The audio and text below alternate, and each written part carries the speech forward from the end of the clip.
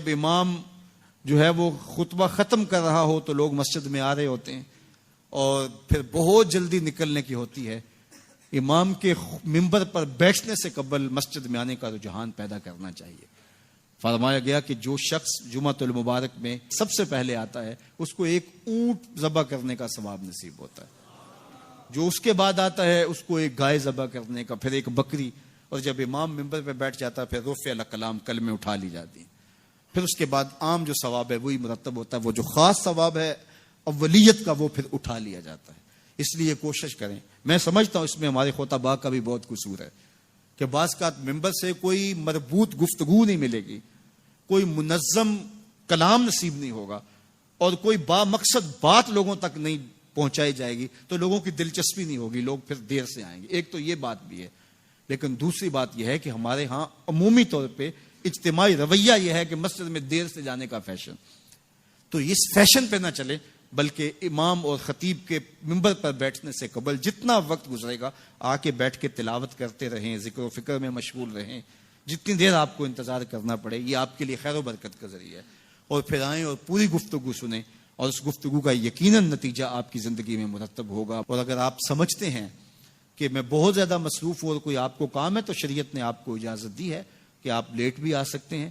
لیکن اذا نودی للصلاۃ من یوم الجمعۃ فاسعوا الی ذکر اللہ وذروا البیع، وہ حکم دیا گیا جب جمعے کی اذان پکاری جائے تو اس کے بعد پھر آپ کاروبار نہیں کر سکتے، پھر کاروبار کرنا حرام ہو جاتا ہے آپ کے اوپر. وذروا البیع، پھر خرید و فروخت چھوڑ دو، پھر تم چل پڑو اللہ کے ذکر کی طرف. پھر تمہارے اوپر لازم ہے کہ تم ذکر کی طرف چل پڑو. تو اس لیے اس سہولت سے ہمیں فائدہ حاصل کرنا چاہیے کہ اگر ہم خطبہ پہلا چھوڑتے ہیں اور دوسری اذان یہ اذان ہے جس کے بعد کاروبار کرنا حرام ہے، اذان ثانی ہے، یہ سہولت کے لیے یہ پہلا وقت اجمیوں کے لیے ہے تاکہ جو ہے وہ اردو میں یا اپنی زبان میں اجمی زبان میں بھی کچھ کلام سن سکیں.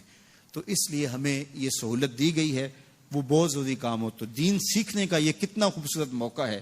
ہر جمعے آپ کو کسی نہ کسی موضوع پہ ایک خطیب لیکچر دیتا ہے، بات سناتا ہے، اور ایک موضوع پر مختلف احادیث قرآنی آیات کو پڑھ کے مطالعہ کر کے نتیجہ نکال کے آدھے گھنٹے میں پونے گھنٹے میں آپ تک ایک پورا میسج ڈلیور کرتا ہے. تو اس لیے اس کو بھرپور حاصل کرنے کے لیے اور اپنی نسلوں کو دین سے جوڑنے کے لیے یہ اسلام آج بھی بہت سارے مشقتیں اور بہت ساری سازشوں کے باوجود یہ قائم ہے، اس لیے کہ اس نے خوبصورت ہمیں نظم دیا ہے. محلے کی سطح پہ 5 گانا نماز ہے، علاقے کی سطح پہ جمعہ ہے، سالانہ شہر کی سطح پر 2 عید کے اجتماع ہیں اور عالمی سطح پہ حج کا اجتماع ہے. تو یہ ایک نظم ہے جو ہمیں دیا گیا اور یہ ہمیں جوڑے رکھتا ہے اور یہ ہماری وحدت کی علامت ہے.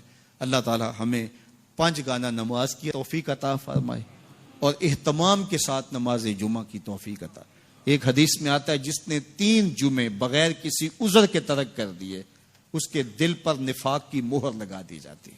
اللہ ہمیں محفوظ فرمائے. وآخر دعوانا